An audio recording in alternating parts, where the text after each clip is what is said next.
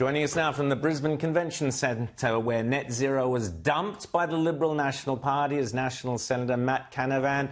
Congratulations, Matt. This was great news. Saw that yesterday. We now have numerous states across Australia all saying no to net zero.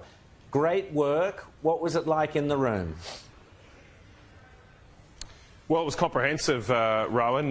Look, I'm still pinching myself because I've been waiting nearly 4 years to have a debate on net zero, and that's been frustrated at every turn. Finally, we did get that debate on Friday here at our annual convention. There would have been 600-odd people in the room, and the best counts I had were just 5 hands were in favour of net zero. So that's well over 99% of LNP members here were backing common sense and getting rid of this ridiculous fantasy of net zero emissions. I think what's happened in the nearly 4 years since we signed up to net zero, Rowan, is that people have woken up to the fact that net zero is not working. We were promised lower energy prices, we were promised heaps of jobs in critical minerals and hydrogen, and we were warned that if we didn't sign up to net zero, we'd be an international pariah and we wouldn't be able to sell any goods or borrow any money from overseas. None of those things have happened. None of them have come to fruition. In fact, almost the complete opposite has happened. Our energy prices have gone up another 30%. We've lost jobs in the nickel industry, our plastics industry, urea, and of course the hydrogen dream has turned out to be nothing but a white elephant. On top of that, of course, the rest of the world is not acting. They continue to burn the coal and gas that we export to them so they can take our jobs. How have we allowed a situation to emerge where people that we export our energy to, our coal and gas reserves to, are paying less for electricity than Australians have to suffer through at the moment? Rita. We've heard plenty about what net zero does to energy costs, but at the Bush Summit this week, there was a lot of talk about the impact on Australian agriculture. Has that been a topic of discussion there, and how do you see that next phase of net zero impacting Australian agriculture? Yeah, look, it was raised in the debate. Obviously, we've already seen the National Farmers Federation walk away from net zero as well in the past few months. I mean, common sense is making a comeback here. I mentioned the fact that in the 3.5 years we've signed up to net zero, we've lost our last urea plant. Near where I am here in Brisbane, we used to produce this thing called urea at Gibson Island. It is the most important fertiliser in food production. Urea helps feed about half the world's population. It is that important. And now we have to import our urea from China and the Middle East to grow food. So for the first time since the early settlers, Australia cannot guarantee its food supply on our own. We've got great farmers, we've got great soil, we've got great sun here today in beautiful Queensland, but without modern fertilisers made from natural gas, you are not going to be able to feed a modern population in the industrial economy. It doesn't add up, it doesn't work. Now, as I said, the promise was, from Twiggy Forests and others, was that we would convert the Gibson Island plant to hydrogen, and we'd make fertiliser from hydrogen. Of course, all of those things have turned out to be a complete waste of money, and the problem we've got in front of our country now is we are going to get poorer unless we stop this pursuit of net zero sooner. We are getting poorer by the day. We've had the biggest drop in living standards in the developed world. Our energy prices are surging. And this week, at the government's so-called economic reform roundtable, they didn't even tackle the issue of surging energy prices. And that's despite the fact that the Australian Workers' Union, who I don't think were there this week, I don't think they were invited, the Australian Workers' Union has said that skyrocketing energy prices are threatening thousands of manufacturing jobs in this country. When are we going to wake up? When are we going to wake up to the fact that thousands of jobs are on the line now unless we get back to using our energy resources to deliver the lowest energy prices for Australians? James. Well, Matt, how hard is it to prosecute this case around, everything from energy prices to food security when the coalition formerly, or the Liberal Party formerly, still is adhering to a net zero position?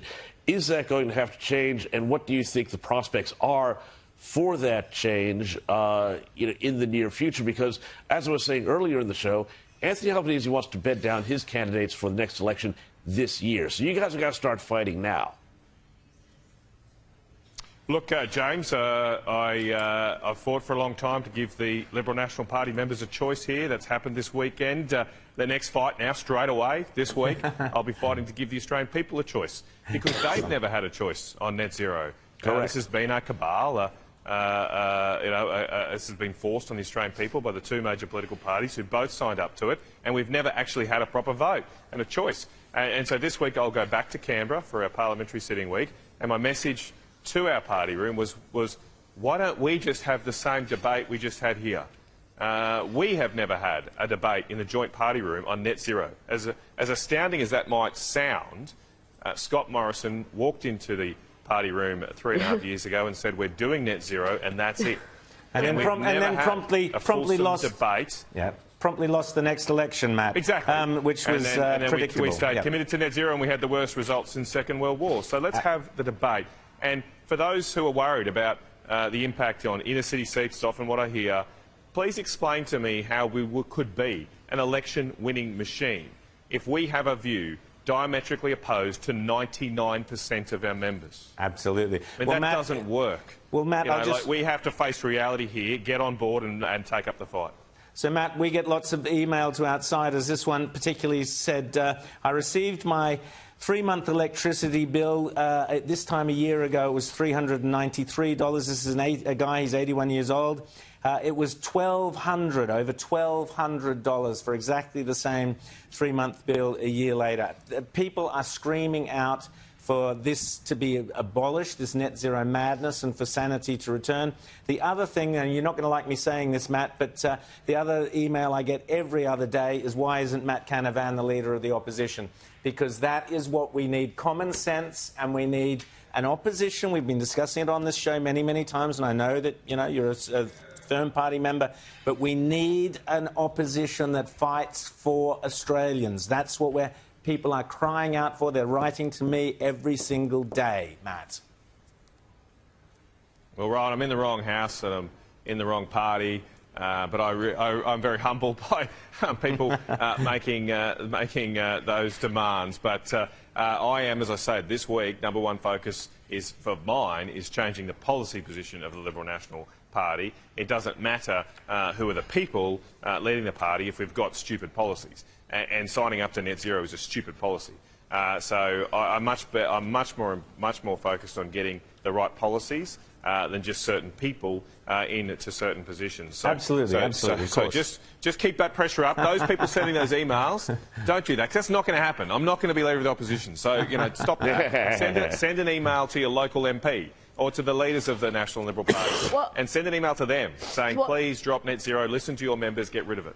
Well, talking about leadership, your current leader, Susan Lee, how would she feel about what the members have just done in voting against net zero? Because we still don't have a firm position from the Liberals. They're still reviewing policies. I don't know how much longer this review is going to take. How can you take so long to come to a position on such a fundamental issue?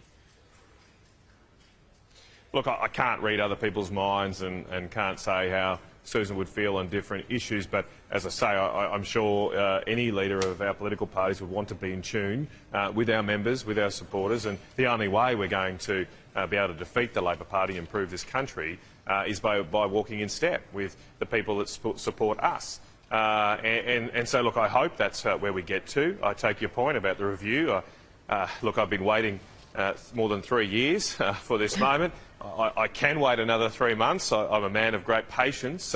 We do have another 3 years to the next election, so there is some time here. But look, I'd obviously like us to see us resolve this issue as soon as possible, so we can take up the fight to a terrible government that has made this country so much poorer, and as I said earlier, that we can finally give the Australian people a proper choice on whether we should run our energy system to lower power prices or to reduce global emissions. And just very quickly, Matt, Andrew Hastie said on Sky a couple of weeks ago that he felt there was a majority within the party room for abolishing net zero or going against net zero. Do you think that majority is there within your party room or within the coalition?